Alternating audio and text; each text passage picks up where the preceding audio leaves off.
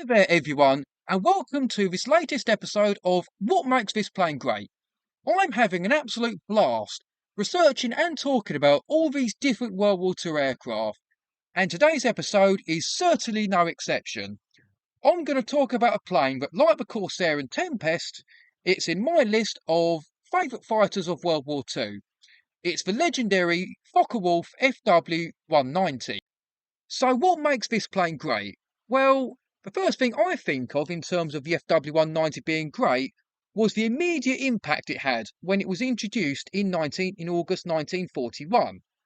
Apart from tight turning, it could outperform our best fighter at the time, which was the Spitfire Mark V. The FW190, you could say, gave the Luftwaffe air superiority over the Western Front for nearly a year, until the Hawker Typhoon and the Spitfire Mark IX was introduced. So yeah, another great thing about the FW190 is that it could compete with any top Allied fighter it came up against, whether it be a British Tempest, an American Thunderbolt, or the Russian Yak and Lavochkin fighters. Now, another thing that I think is great about the FW190 is its engine. The FW190 had an air-cooled BMW radial engine, which meant it could take more punishment than the Bf109 that had a liquid-cooled Daimler-Benz engine. But the Bf109 did have a better high-altitude performance. Anyway, one example of how rugged the FW190 was in mid-1943, when one of them returned to base with two cylinder heads shot off. The fact it could take more punishment led to it being a great fighter-bomber ground attack plane, with 1/3 of total production being fighter-bomber variants. And one variant was even a dedicated torpedo bomber. Not only were different variants built for bombing and ground attack roles, different variants were built for air combat too.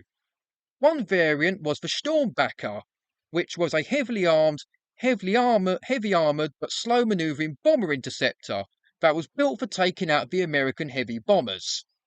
One of the most unusual variants was where an FW190 was mounted on top of a Ju-88 to form a composite aircraft known as a Mistel.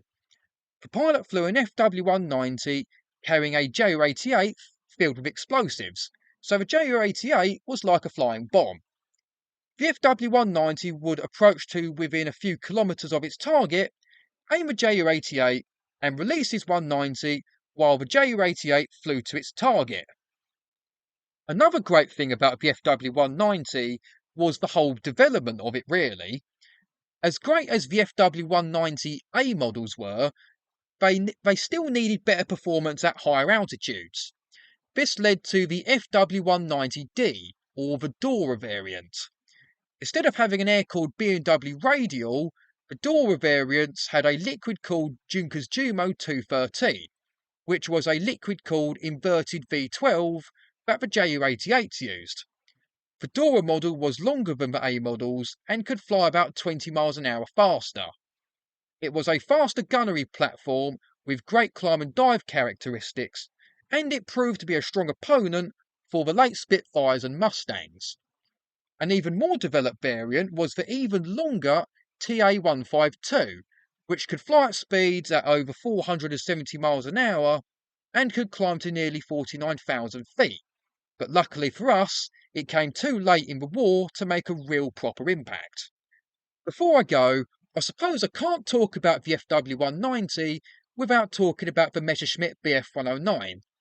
While both planes were great fighters with great armament that were continually developed throughout the war to compete with the best Allied fighters, I do personally feel that the FW190, with its great manoeuvrability characteristics and the fact it could take more punishment, was probably the better plane out of the two, in my opinion.